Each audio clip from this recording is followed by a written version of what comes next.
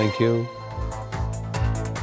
Good evening, this is Tacks and Zaka Jacob. Today saw a stinging rebuttal by Prime Minister Narendra Modi to the logjam in Parliament over the Adani issue. In a speech that lasted an hour and 25 minutes, the Prime Minister tore into the opposition, listing out UPA-era scams from 2004 to 2014. He also said there was an entire ecosystem that was jubilant yesterday after an opposition leader's speech, an ecosystem which he says wants to see him and by extension India fail. The opposition is attacking the Prime Minister by saying his speech has not clarified anything on the issues raised by them. He did not mention the word Adani. But the moot question is, will these allegations of corruption, quote unquote, stick personally on Narendra Modi? As elections in the past have shown, personal attacks and allegations of corruption on Mr. Modi have never really worked. Case in point being Rafale in 2019. So will Adani turn out to be the Rafale that happened in 2019, which was a non-story or a story that clearly did not work electorally for the opposition against Narendra Modi? Are they making the same mistake with Adani in 2024?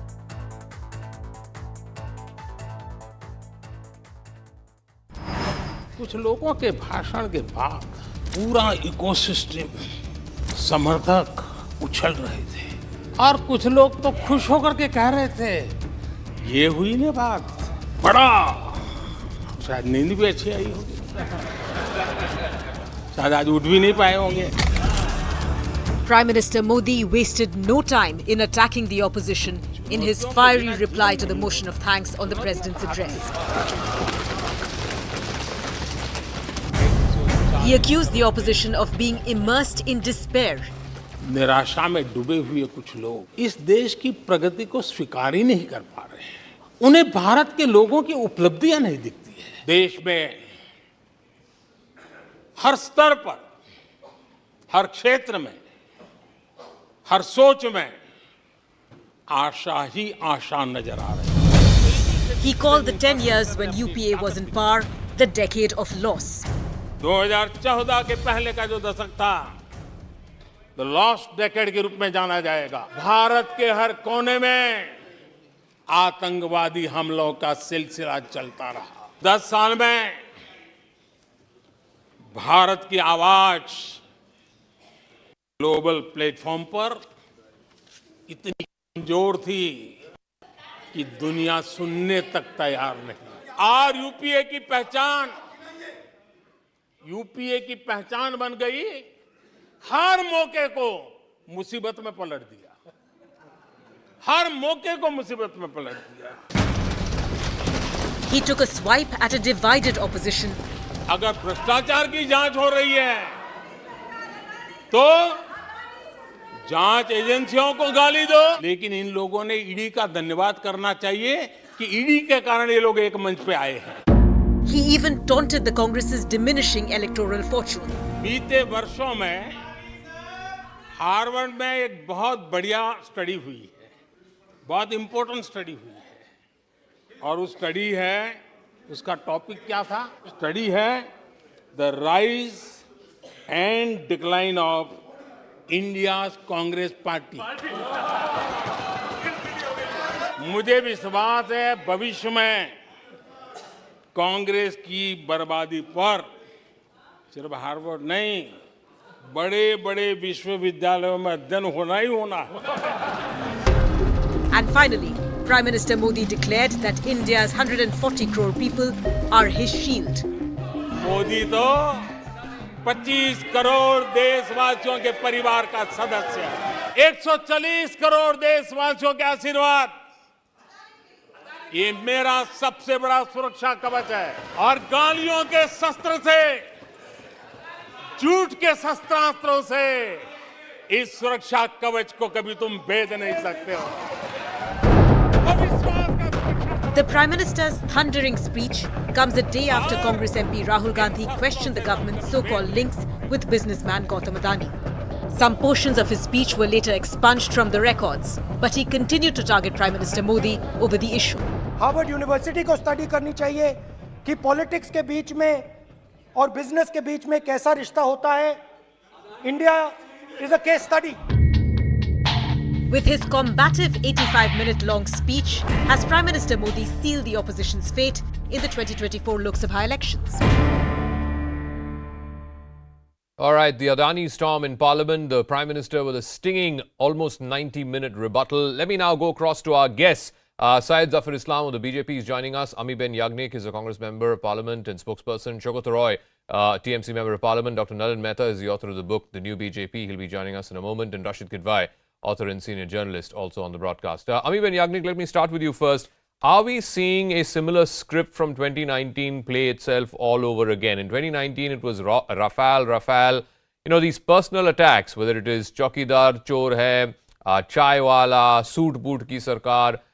Repeatedly, Congress party has attacked the Prime Minister with these personal attacks, and repeatedly, they have all electorally backfired. Why should we not believe that the Adani personal attack that you're making on the Prime Minister in 2024 will see the same fate as Rafale saw in 2019? Let's not go and talk about 2024 right now. A question pertinent was asked to the Honorable Prime Minister, and it was raised in the Parliament that what is this nexus with a businessman, and that was a question that was asked with a lot of proof, a lot of data, and especially when the common people's money is involved in certain companies and banks, and that has been given to a businessman. So that was the question simple that was asked. But today the Honorable Prime Minister neither acted as a leader, national leader of a stature, nor as a statesman, and gave a common speech which he gives at a rally, and just thought that, well, he would get away with the dramatics. Well, I felt very sad and disappointed that in everything, if he has to avoid giving answers, whatever topics you mentioned, I think this does not call that a Honorable Prime Minister would duck these kind of questions. I mean, I want to be very specific tonight. I want to be very specific tonight, and I want to ask you. I am very specific. Yeah, I want to ask you once again. If you are alleging, the opposition and the Congress party is alleging that there was public collusion which led to public money being siphoned off, then put that proof in the public domain. You can take the matter to court. What is the public money that has been looted in this case? Please explain this to our viewers, because the only public money exposure to Adani stocks is less than 1% by LIC and less than 1% by SBI. And the leaders of both of those companies have come out and clarified about this exposure. There is no other public money in Adani. So where is the public corruption?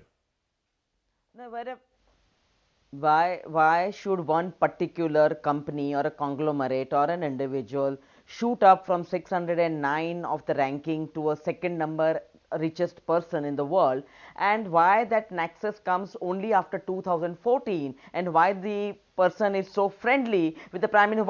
Why can't we ask a question? And if it is so simple and so truthful, why is there not an answer? That is a simple question that was asked. Why beat about the bush and avoid? Okay. I think if a national leader is of this stature, he would come out and give let some Zafar Islam explanation respond in the to that. open, But not you know, the resort to valuation of dramatics in a parliament, businessman or a particular set of businesses going up has nothing to do with public collusion or public corruption. But anyway, Syed Zafar Islam, what the opposition is asking is that the Prime Minister spoke for more than an hour and 25 minutes.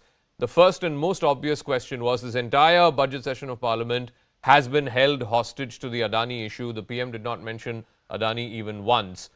So he's not answering that specific charges against his government. Please respond, Zafar Islam. Well, Zaka, you have to understand. You asked the Congress spokesperson and how the hollow response was. There was no meat in her argument. There was no content in her argument. And likewise, Rahul Gandhi made this kind of similar remarks, which has no basis and doesn't warrant any response from anyone. Forget about the Prime Minister. Prime Minister did expose the Congress party and how they are viewed by the people of this great country. And he also mentioned that the confidence of the people lies in the leadership, and the leadership of the current leadership of India, which is led by the Honorable Prime Minister. The government is led by the Prime Minister, and people have a lot of faith in him. Not only the people of India, but the entire globe. If you see, people's confidence in India has gone up significantly. People's response, investment, everything about India has gone up significantly. Now they are talking about a company, a business house, which that the owner of this, the promoter of that business, they also have business relationship with other states, including the states ruled by the Congress party. Yeah. A businessman's primary responsibility is to sniff opportunities, identify opportunities, and those who has the ability to identify opportunities and able to deliver it, here they are the one who makes money. I mean, it's a simple formula. Be it Adani or for that matter Ambani or Birla or anyone else. Okay. Everybody has grown because they could identify certain opportunity and they could cultivate it to their advantage. Okay. But let me tell you one thing which the Congress must understand. When they say, just a second, when they talk about the public institution, public money, they are absolutely clueless about the entire business profile of. I'm not the spokesperson. I'm not, but as a financial market, somebody who has been exposed to financial market for 22 years, and do understand many things which Congress spokesperson has not been able to speak about it. When out of the entire the liability this company has, 65% of the liability or debt is being raised from the overseas market, overseas capital market, overseas banking consortium, and where Indian bank has no role, Indian capital market has no role, but yet the money is coming from the global players. No, so let's be very clear about this tonight. You know, basis this Hindenburg report or whatever other details have been put out in the public domain. If there is collusion or shell companies or whatever the allegations are, that is between the investors of these said companies and the management of those said companies. The public money involved therein is only the less than 1% by SBI and less than 1% by LIC. But let me go to, more to the nitty-gritties. Let me go to the political aspect, and I want to ask Professor Shogato Roy this. Professor Shogato Roy, Zafar, I'll come back to you, please. I'll circle back to you. So, Professor Shogato Roy, what the Prime Minister said today is that, there is an entire ecosystem which was jubilant after yesterday. He, of course, did not mention Rahul Gandhi by name. And he said there was much jubilation after a certain opposition leader spoke. But we saw what happened in election after election, after all of these jibes, whether it was Rafale, whether it was Chaukidar Chor Hai, whether it is Soot Boot Ki Sarkar, the Congress party, and I have the data here, the Congress party since 2014, in states that it was in power in, has lost 7 since 2014, and the BJP in that same corresponding period has won 16. So, isn't this proof that whatever these allegations are, it's not sticking? Yeah. If you're talking about the past, I'm not discussing the past because everybody knows the election results that have taken place since 2019. BJP did very well. Maybe the Congress slogans fell flat. But the discussion today is about what's going on in Parliament. There have been multiple allegations against the Adani group of companies and Adani's close relationship with Narendra Modi. Rahul Gandhi raised this question in Parliament. Now the Prime Minister did not reply to any of the allegations at all. How a company which was 609th on the list in few years of NDA rule, Narendra Modi's rule, could come up to be the second biggest, richest company. How this happened? This is the question that was posed. The political industrialist nexus was basically questioned by Rahul Gandhi. I do not belong to Mr. Rahul Gandhi's party, but as an interested citizen and a political worker, I do feel that the government owes an answer. Narendra Modi did not answer any question. He only referred to his victories in the past, the allegations made by Congress in the past. But in the current scenario, when the Adani Group has lost 10 lakh crores in the fall of share prices of the company. Okay. When it has been pointed out that Adani Group got 36,000 crores from LIC and 27,000 crores from State Bank, and where Rahul Gandhi pointed out that after certain foreign visits of the Prime Minister, Adani lined up projects in those countries. These questions need to be answered. But Professor Roy, There's no can I make a 10-second intervention? Election results Can I make a 10-second intervention? This whole thing about politico-industrialist nexus, just by showing pictures of Mr. Modi with Mr. Adani, I mean, there are pictures of Mamata Banerjee with Mr. Adani. In fact, he was one of the guests of honor for the Invest Bengal summit that happened some time back. But nobody is making any allegation that, there's politico-industrialist nexus in Bengal. Why not? You see, the point is the Adanis have done very well. They have risen very rapidly, and their rapid rise is attributed to the proximity he has had with Narendra Modi. Now, Mamata Banerjee wants investments in his state.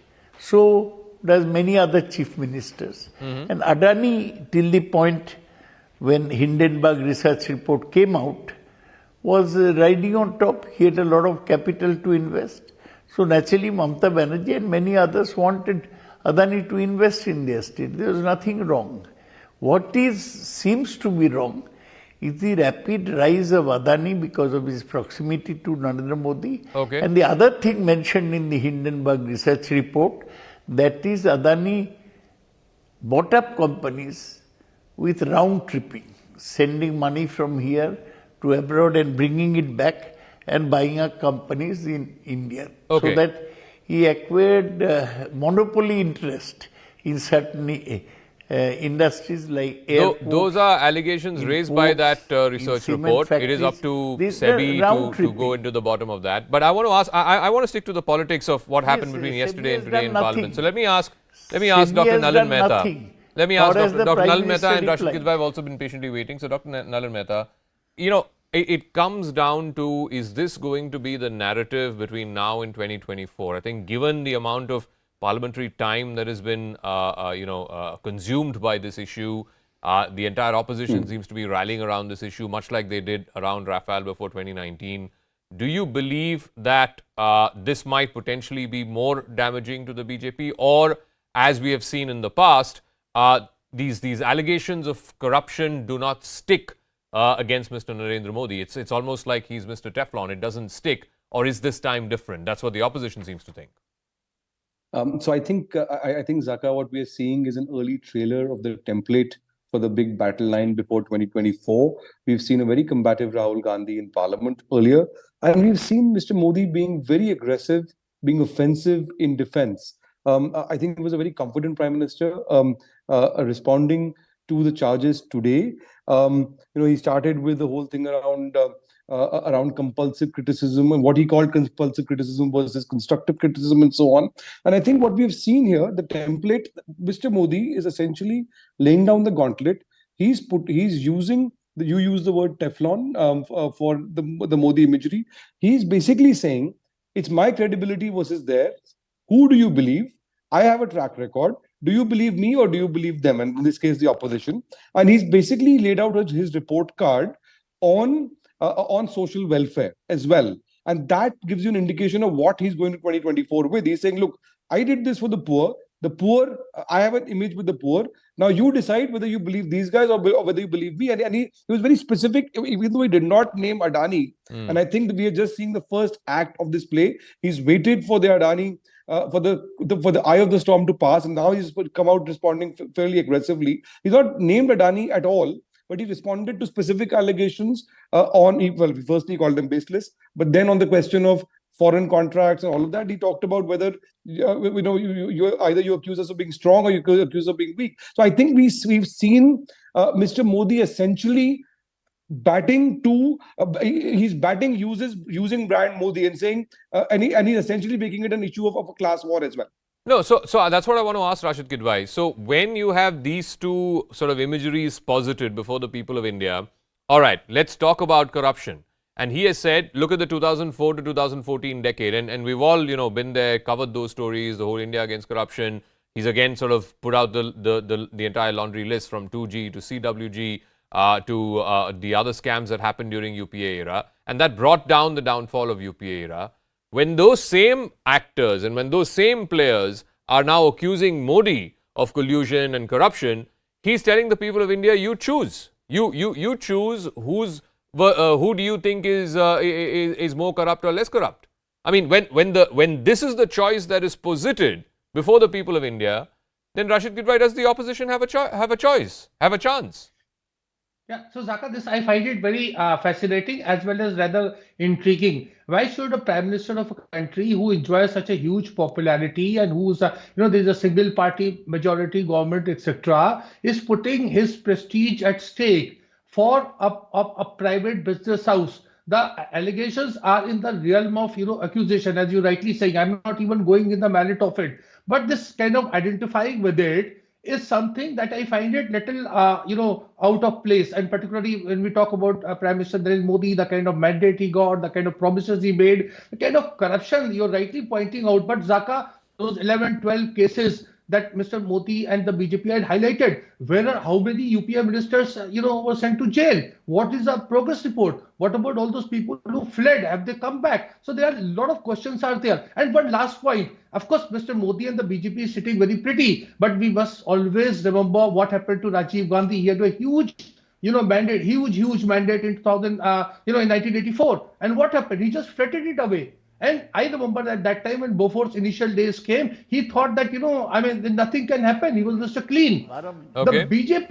The BJP, just one last thing. The BJP has always been very good at throughout, Narasimha Rao government, throughout Rajiv Gandhi government, they kept, hurling all kind of allegations of financial wrong, kept demanding JPC, kept demanding all kind of things. And today they said, no, there is no need for it. So all these things are little baffling, little out of place, as I said. No, so the opposition wanting this to be Mr. Modi's Bofors moment, I think we saw that play out in 2019 as well with the whole Rafale allegations. It did not stick either in the court of public opinion as elections in 2019 showed. Neither did it stick in the Supreme Court. But be that as it may, Amiben Yagnik, the other thing that Mr. Modi has said today in his speech, and this has been again a recurrent theme when it is opposition versus government, is by all estimates, whether it is IMF, World Bank, you take any of the world indices, everyone is saying India is progressing, India is the fastest growing economy. And Mr. Modi, whether you like it or not, is positing India's success as he playing a role in India's success. And he has posited you guys in the opposition as always, in a negative mindset and always, wanting to bring the country down. And of course, the alleged corruption that happened in the lost decade, as he put it.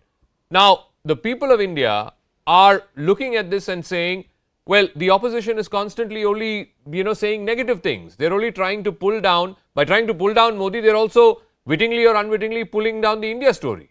And the opposition, sadly, from 2019 has not been able to make that distinction or make that distinction in the public domain that the India story is different and attacking Modi is different, because he has conflated both and you're not able to separate both. That is the way you put the question. History shows what 2004 to 2014 was. It will be a golden period. We had the liberalization fruits. The present Prime Minister is piggyback riding on these privatization, liberalization results, and that is why he can build his whatever progress on this already settled building, I would say. But so you just don't bring India and the Prime Minister.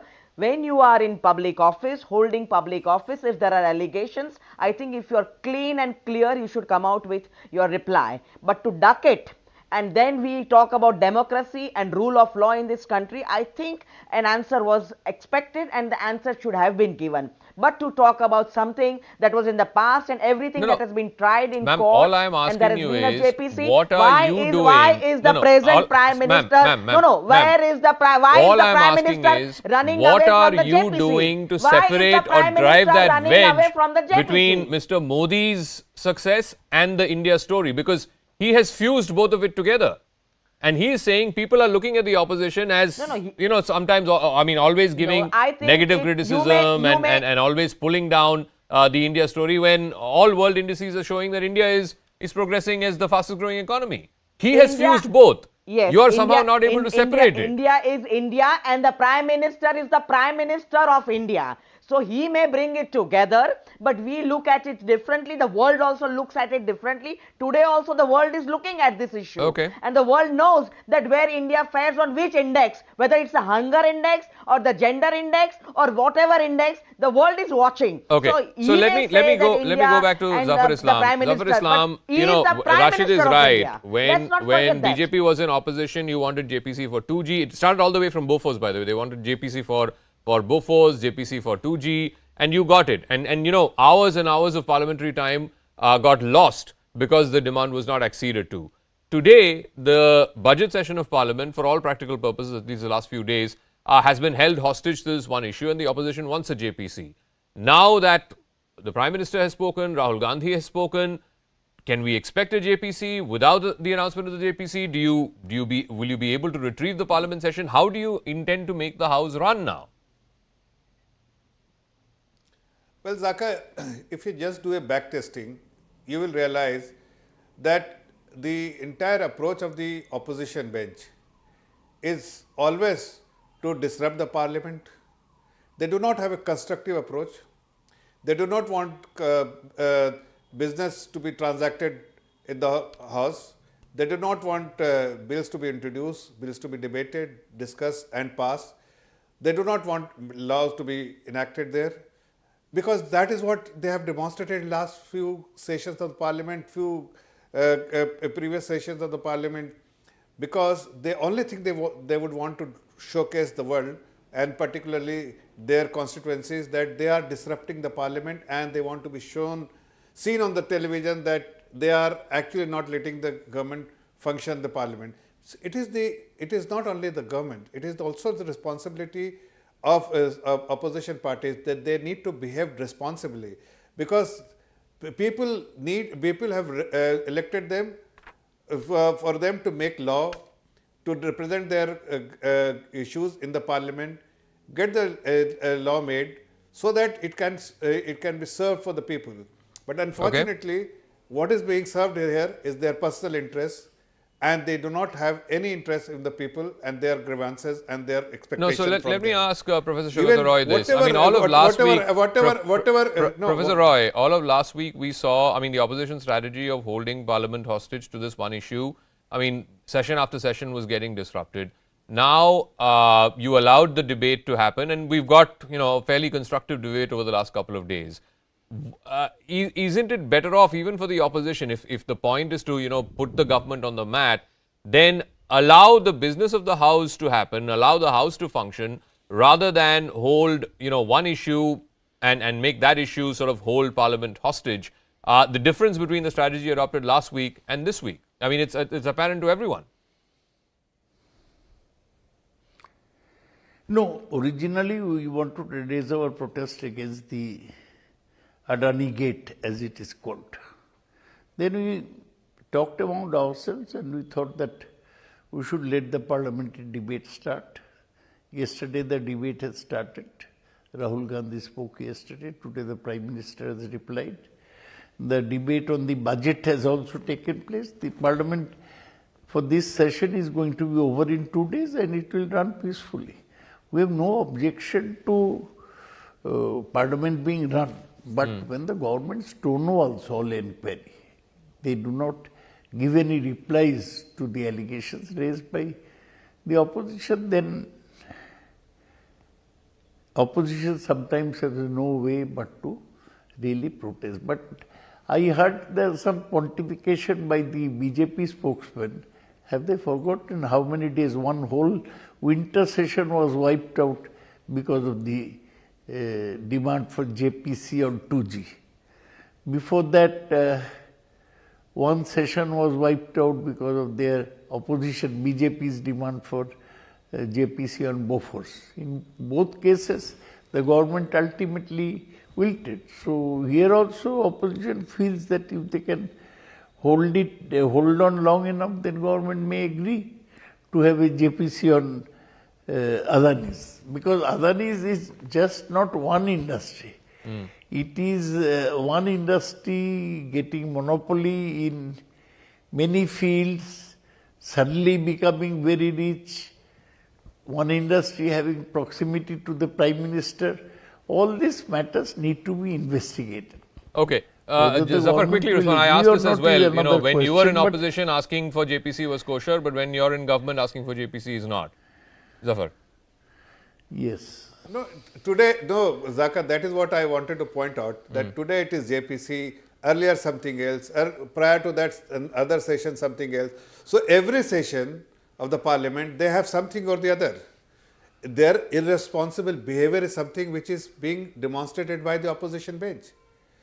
Okay. Unless they are also constructive and they understand their responsibility as the legislators, they cannot So do justice to their existence. So, They so have let me to let me make let me law go back to Nalin Mehta and and they have Rashid, to- and they have to I'll wrap up after support that. the government in making law. Nalin Mehta, it comes. So look, again I keep coming back to this point.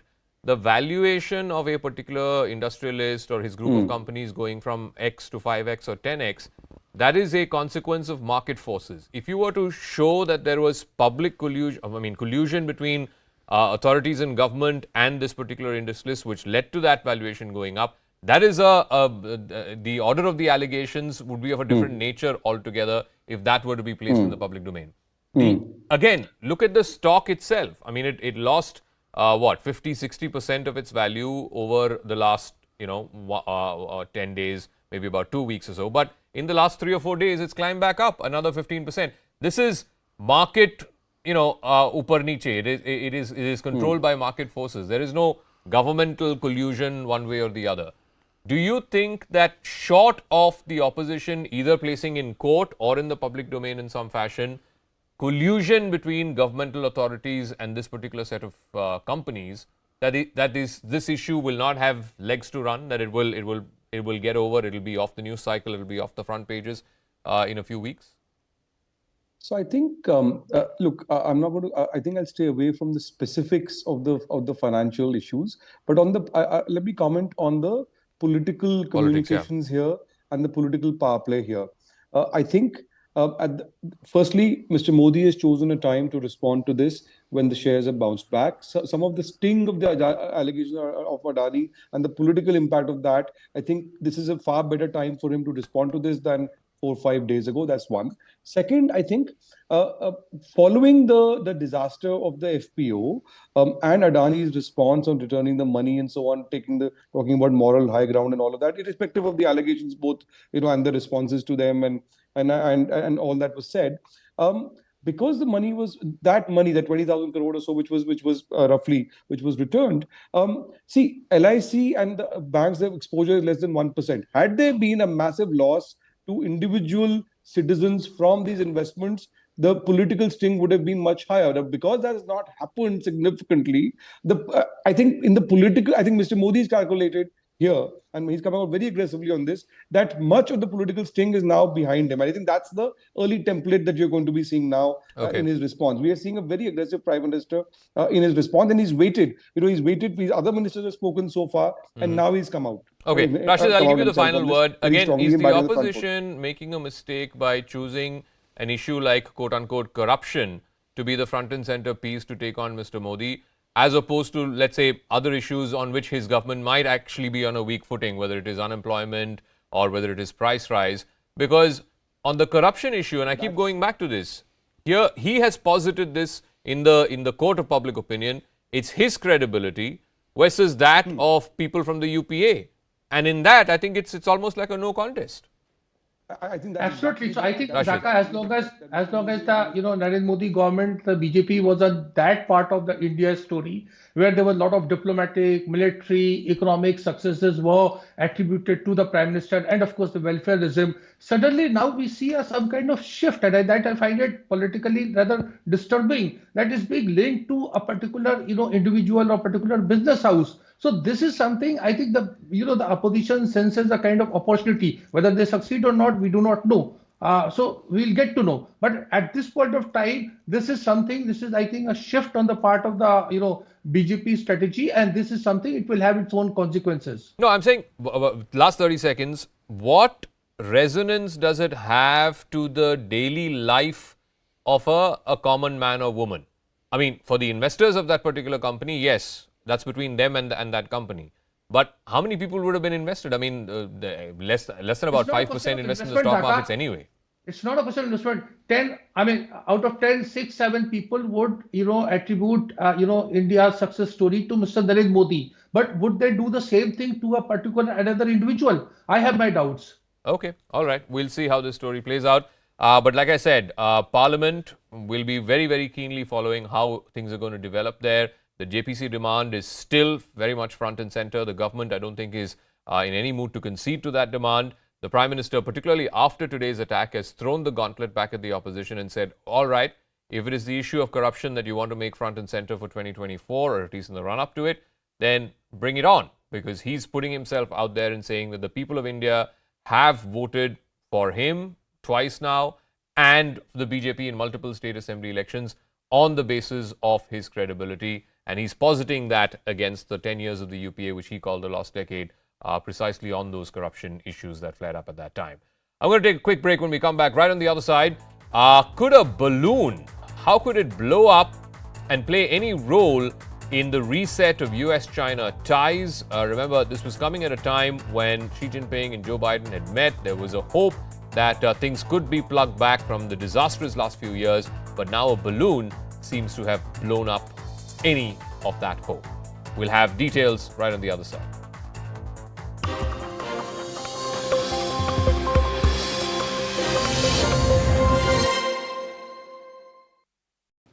Jobs paying an average of $130,000 a year, and many do not require a college degree.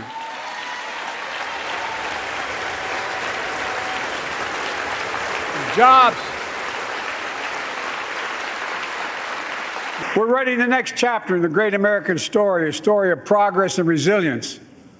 When world leaders ask me to define America, and they do, believe it or not, I can define it in one word, and I mean this: possibilities. We don't think anything is beyond our capacity. Everything is a possibility. You know, we're often told that Democrats and Republicans can't work together. But over the past 2 years, we've proved the cynics and naysayers wrong.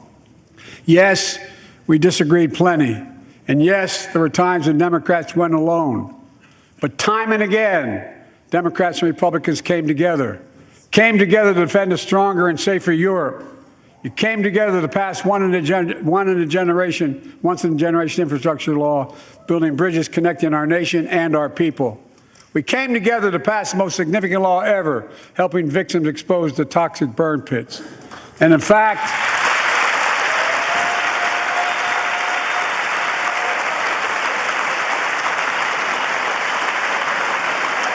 it was important. And in fact, I signed over 300 bipartisan pieces of legislation since becoming president, from reauthorizing the Violence Against Women Act, to the Electoral Count Reform Act, the Respect for Marriage Act that protects the right to marry the person you love. And to my Republican friends, if we could work together the last Congress, there's no reason we can't work together and find consensus on important things in this Congress as well. I think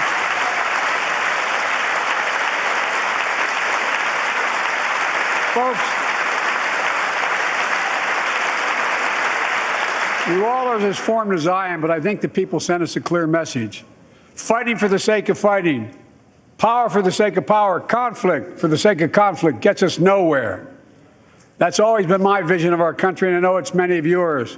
To restore the soul of this nation, to rebuild the backbone of America, America's middle class, and to unite the country. We've been sent here to finish the job, in my view. For decades, the middle class has been hollowed out in more than, and not one administration, but for a long time. Too many good-paying manufacturing jobs move overseas. Factories closed down. Once thriving cities and towns that many of you represent became shadows of what they used to be. And along the way, something else we lost: pride, our sense of self-worth.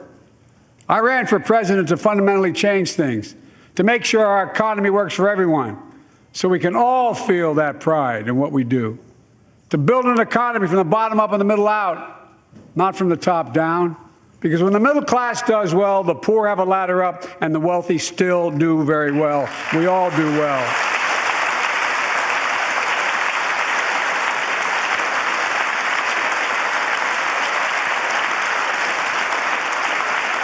I know a lot of you always kid me for always quoting my dad, but my dad used to say, Joey, a job's about a lot more than a paycheck.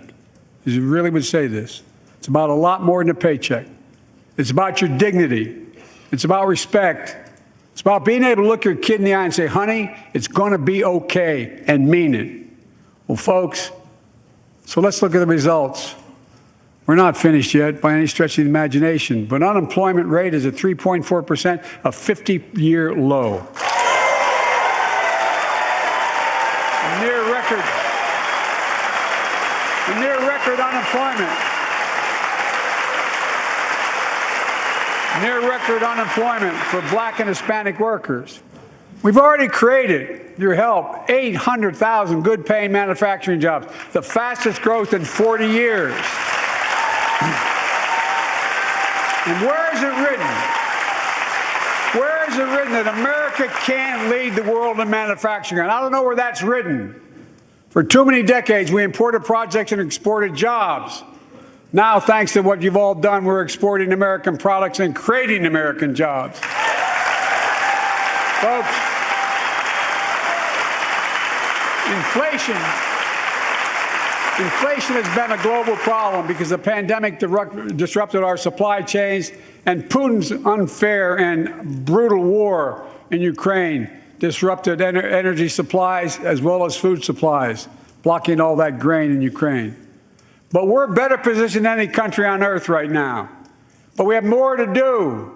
But here at home, inflation is coming down. Here at home, gas prices are down $1.50 from their peak. Food inflation is coming down, not fast enough, but coming down. Inflation has fallen every month for the last 6 months, while take-home pay has gone up. Additionally, over the last 2 years, a record 10 million Americans applied to start new businesses. 10 million. And by the way, every time someone starts a small business is an act of hope. And Madam Vice President, I want to thank you for leading that effort to ensure that small businesses have access to capital and the historic laws we enacted that are going to just come into being. Standing here last year, I shared with you a story of American genius and possibilities. Semiconductors, small computer chips the size of a fingerprint that power everything from cell phones to automobiles and so much more. These chips were invented in America. Let's get that straight. They were invented in America. We used to make 40% of the world's chips. In the last several decades, we lost our edge. We're down to only producing 10%. We all saw what happened during the pandemic when chip factories shut down overseas.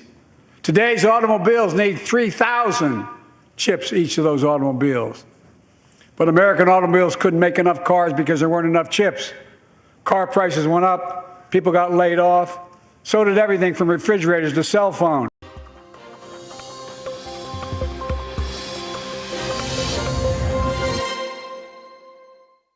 Welcome back. Days after the U.S. shot down a suspected Chinese spy balloon, the first images of the debris were released by the U.S. Navy. The balloon, it was around 200 feet tall. Just wrap your head around that figure, 200 feet high. It was shot down early Saturday morning as it floated off the coast of South Carolina. The U.S. Navy is using underwater drones, warships, inflatable vessels to try and retrieve whatever pieces they can from this balloon. The debris are now being taken to an FBI lab in Virginia to analyze the capabilities of this balloon. What danger could it have possibly meant for the United States and for U.S. citizens? Remember, the U.S. insists that the balloon was used by the Chinese military for spying. While China has acknowledged that the balloon was indeed Chinese, they have called it a weather balloon that had blown off course. Now, this balloon has caused a serious diplomatic face-off between the U.S. and China. Just take a look at the series of events over the last 10 days. The balloon first entered American airspace towards the end of January, flying around the southern tip of Alaska. It then entered Canadian airspace to then float back into American airspace. It made its way over Montana, which is home to the Malmstrom Air Force Base, which is one of the 3 sites which operates and maintains the silo-based intercontinental ballistic missiles. Now, the balloon also cast a shadow over U.S. Secretary of State Antony Blinken's planned visit to Beijing. He was supposed to go there on the 3rd of February. Just hours before his departure, Blinken decided to postpone his trip. According to the U.S. State Department, the surveillance balloon had undermined the very purpose of the trip. The following day, the United States military shot down the balloon as it hovered over the Atlantic Ocean off the coast of South Carolina. A single missile fired from an F-22 Raptor stealth fighter jet brought down the balloon, which had been flying at about 60,000 to 65,000 feet. Remember, normal aircraft fly about 30 to 40,000 feet. This was flying about 20,000 feet higher. All flights were grounded in North and South Carolina shortly before the shooting down of the balloon.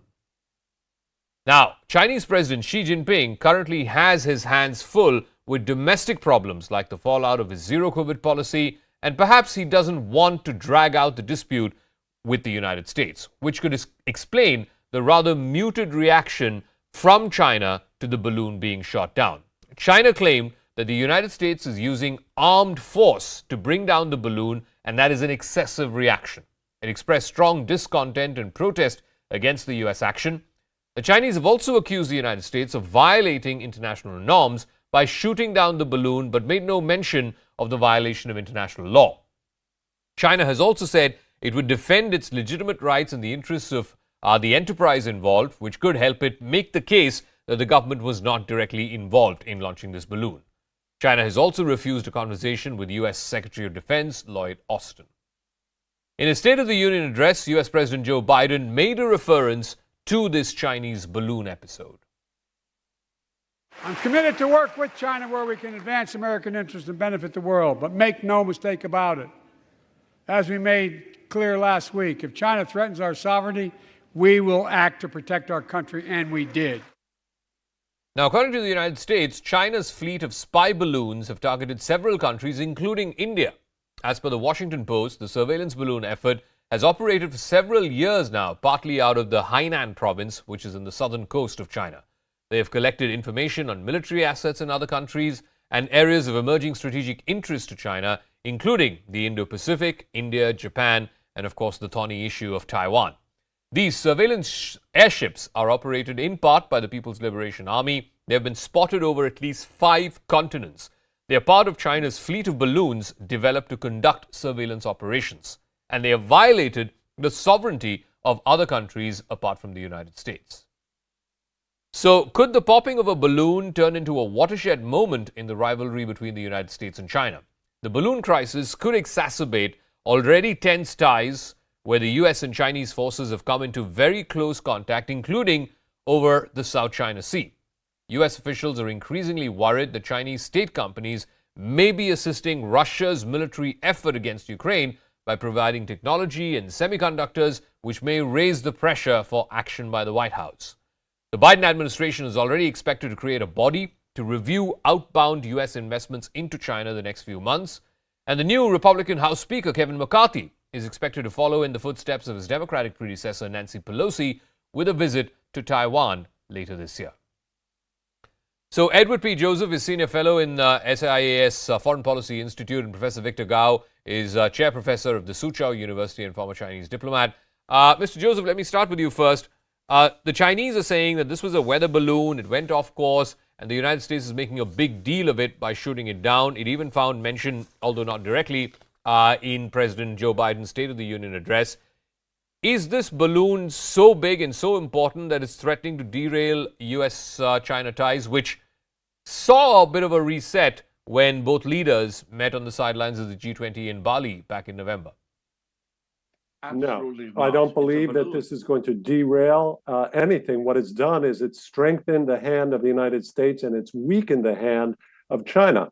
This is an embarrassment for China. It's an embarrassment in several ways. First, it's clear that China technically doesn't control by its own admission.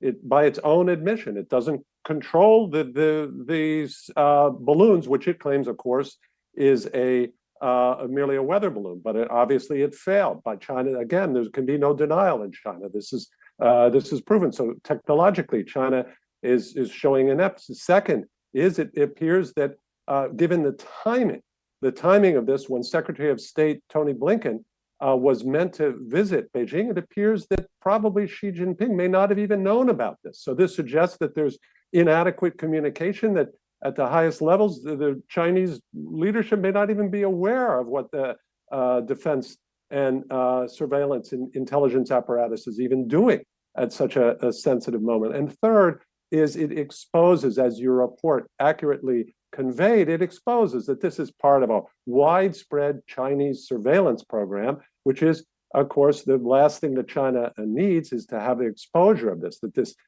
spy satellite, spy balloon, which has been replicated, as your report mentioned, in other countries.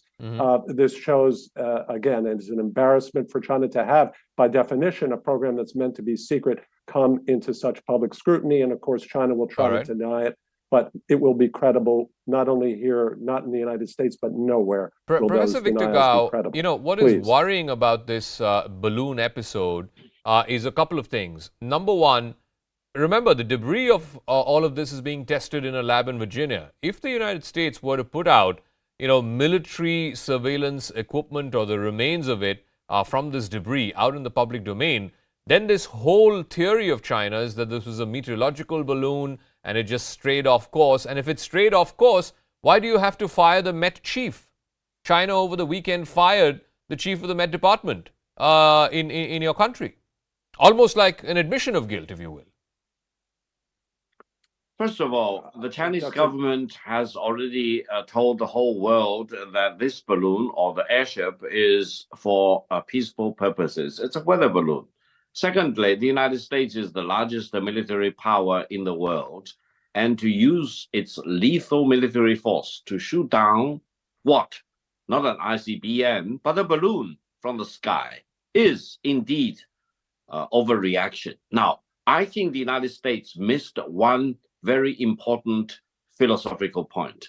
That is, both China and the United States live in the same world. Both China and the United States share one same atmosphere. Now, I understand this airship or balloon normally will fly at a height about 40,000 meters. That's about 4 times the normal height for commercial airplanes or military airplanes. And what is the legal status of stratosphere that high, way above ground, 40 kilometers above ground, whether that still constitutes territorial space or not? I think legally there is no settlement on that point.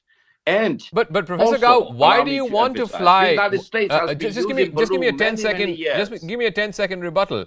Why do you want to fly something in the first place? 40 kilometers from the surface of the Earth. I mean, like you say, modern day aircraft fly at 38 to 40,000 feet. This was flying at 60 to 65,000 feet.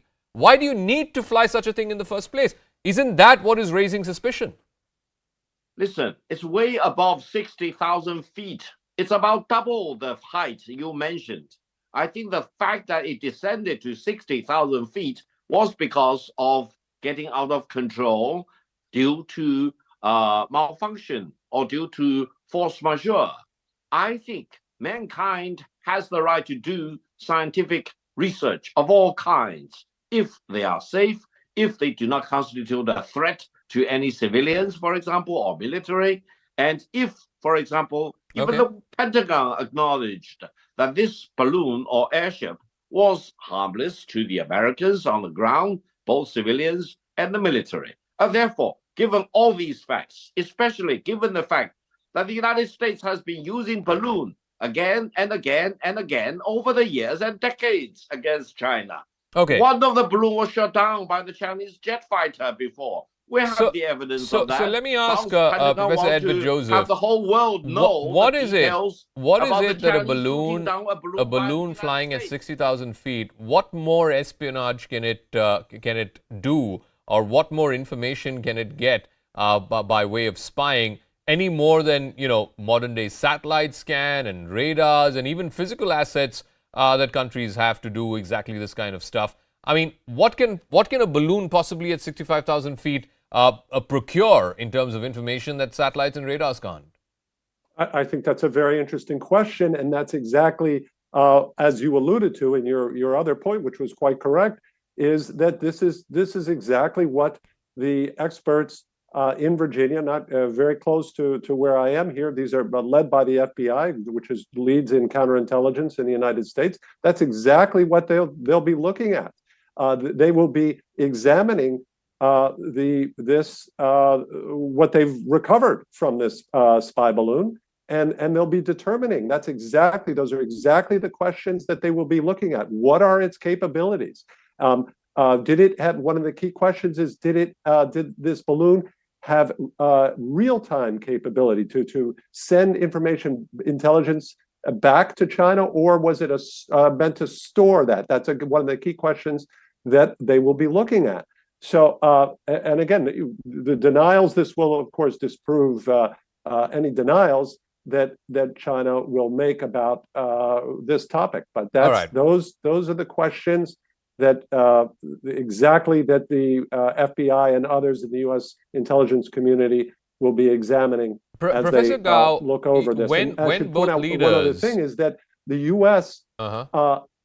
Benefited, and deliberately, an additional reason why it did not want to shoot down the balloon was they were monitoring the balloon to try to detect and learn its capabilities as it passed across the United States, and as the U.S. took countermeasures at sensitive locations to prevent any intelligence collection by China. So Professor Gao, there seemed to be a bit of a thaw, if you will, or a reset in ties between Beijing and Washington when both leaders met in Bali in November.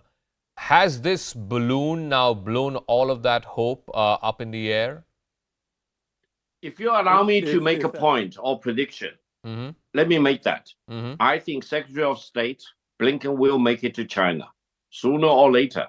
And I hope sooner rather than later. Why? Because for Secretary of State Blinken to visit China is not just a favor for China. It's a must for the United States.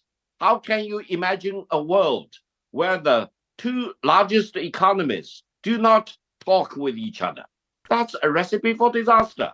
Therefore, Secretary of State Blinken should be advised that visiting China, engaging with the Chinese government and with the Chinese leaders is a beneficial thing for the United States. But Professor Gao, again, I'm sorry I'm intervening, but there is a basic problem there, and that is that if you have to have any conversation, you have to have a certain degree of underlying trust.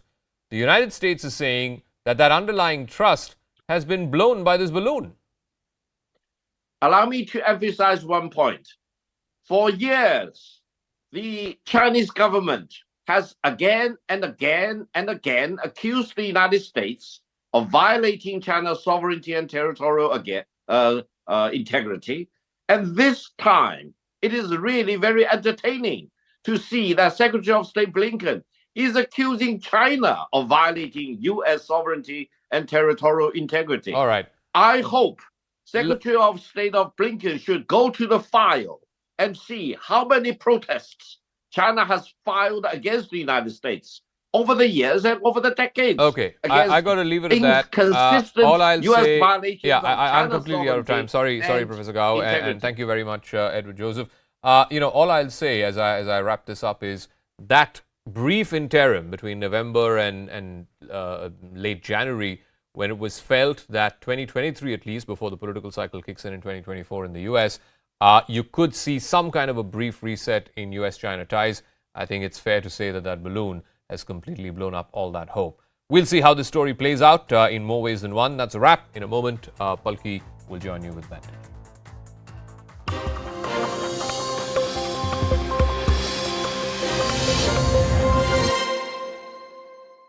Come into being. Standing here last year, I shared with you a story of American genius.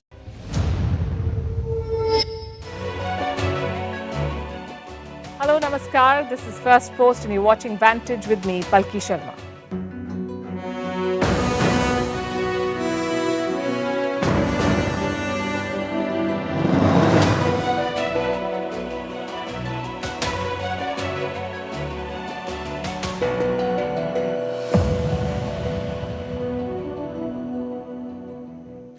A new Cold War is unfolding as we speak. It was triggered by an unlikely source, a seemingly innocuous balloon. Tonight we have some disturbing developments to report. The world underestimated the threat from that Chinese balloon. New revelations have emerged. These balloons are part of a vast aerial surveillance program, a multi-year campaign by the Chinese state to gather intelligence from rivals. The program is run by the People's Liberation Army. So far, they've targeted countries all across the world, including India. This week, the US briefed its partners in Washington, D.C. Indian officials were part of that meeting, we're told. On Vantage tonight, we'll get you all the details. Also on the show, L'Oreal is facing lawsuits in the US. We'll tell you why. And the UK's crisis of faith just got worse. Now, God is at risk of losing his gender. All that and more coming up in the next 60 minutes